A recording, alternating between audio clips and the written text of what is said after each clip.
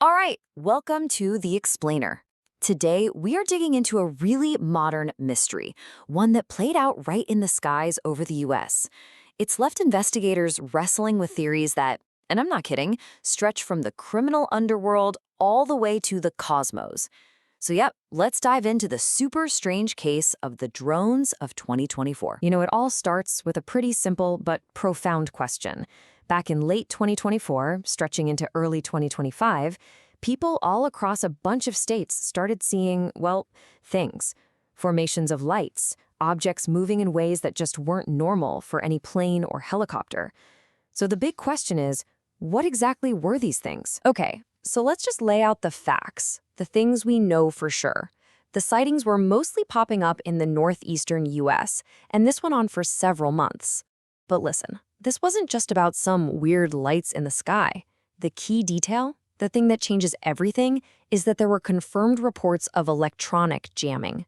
Radio networks were getting messed with whenever these objects were around, and that one detail, it tells you right away we're not talking about your average hobby drone. So you take these widespread sightings, you add in that high-tech jamming capability, and suddenly this whole thing blows up from a few local stories into a genuine, full-blown national mystery. And because there were no official answers coming out, you can guess what happened, right? Speculation just went crazy.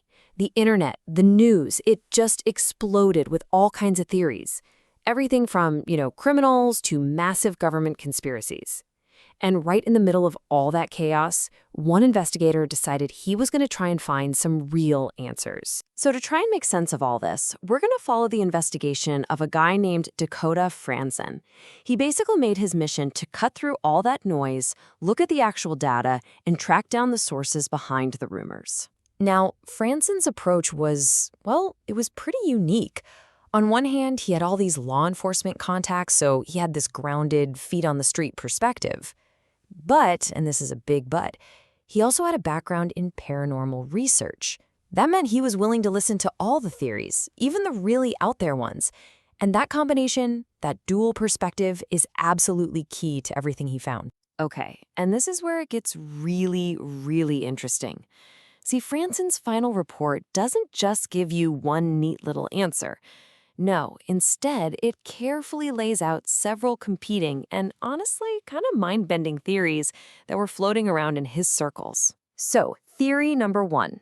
This is probably the most grounded one, rooted in some very real-world stuff. Some of Frandsen's law enforcement sources, they were seriously worried that these drones were being used by organized crime. The thinking was that these big syndicates could be using them to quietly move military-grade weapons, stuff they're getting from black markets tied to conflicts happening all over the world. All right, now we're going to take a sharp turn into something completely different. A source that Frandsen only calls the emissary came forward with a wild idea, that these displays are totally intentional. And the goal? To get us all used to seeing weird stuff in the sky. Kind of like slowly warming us up for a future, gradual reveal of an extraterrestrial presence without causing a total panic. Then you've got the geopolitical angle. This theory says the drones are basically a form of psychological operation, a psyop. It could be some shadowy nation or group testing out its next-generation warfare tech right over our heads.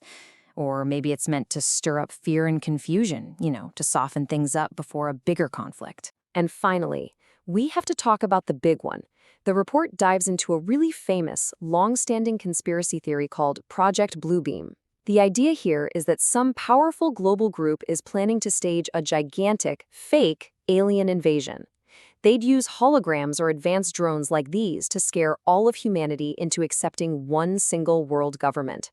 For people who believe in this, the 2024 sightings, they fit the bill perfectly. And here's the real challenge, right? This is what investigators are up against. You have one single thing, lights in the sky, and you've got four completely different explanations for what they are. You've got criminal profit, military prep, a friendly hello from ETs, or a plot for global control. Depending on which motive you believe, what you think you're looking at changes completely. It's wild. Okay, so after going down all those rabbit holes, let's pull back to the hard evidence Frandsen actually gathered. Because it wasn't all just theories and sources. He had his own encounters, And yeah, the government was definitely involved, too. That's the number of times Frandsen himself personally saw these drone formations. So for him, this wasn't just some academic research project anymore. It got personal. And one of those sightings on February 3rd, 2025, is really telling. He saw a drone operating right near an area where he knew the Department of Homeland Security was running an investigation. Then, get this, just 2 days later, a small plane had to make an emergency landing right in the drone's flight path. Now, the report says nobody was hurt, thank goodness, but the timing, it's just way too close for comfort. And hold on, there's one more layer here. That specific area, Twin Falls, was also known at the time to be a hotbed of conflict between Mexican cartels and the Russian mob. So all of a sudden, that very first theory we talked about, the one about criminals moving weapons, it starts to sound a whole lot more plausible, doesn't it? At least for this one incident. So how did the government officially respond? Well, they definitely took it seriously. The FAA put out temporary flight restrictions. The FBI and Homeland Security started digging into a ton of credible reports.